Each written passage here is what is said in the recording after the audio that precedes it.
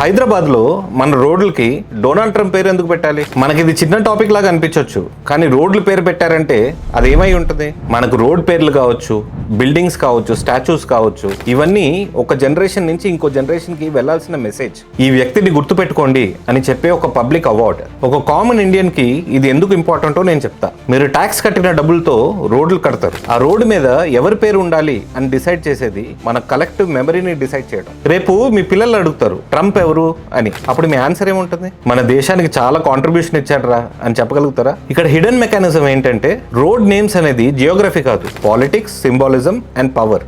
ఎవరిని సెలబ్రేట్ చేయాలో, ఎవరిని మర్చిపోవాలో సొసైటీ అక్కడే డిసైడ్ చేస్తుంది. కానీ ఇక్కడ ఎవరికి బెనిఫిట్? పొలిటికల్ గా చూస్తే గ్లోబల్ విజిబిలిటీ ఉంటుంది, మీడియా అటెన్షన్ వస్తుంది, ఫారెన్ ఫ్రెండ్షిప్ సింబాలిజం అని చెప్పొచ్చు అని సపోర్టర్స్ అంటున్నారు. అండ్ అమెరికాతో రిలేషన్ స్ట్రాంగ్ అవుతుంది అంటున్నారు. కానీ ఇక్కడ ఎవరు లూజ్ అవుతున్నారు? మన లోకల్ హీరోస్, మన సైంటిస్ట్, మన సోల్జర్స్, మన టీచర్స్, మన ఫ్రీడమ్ ఫైటర్స్.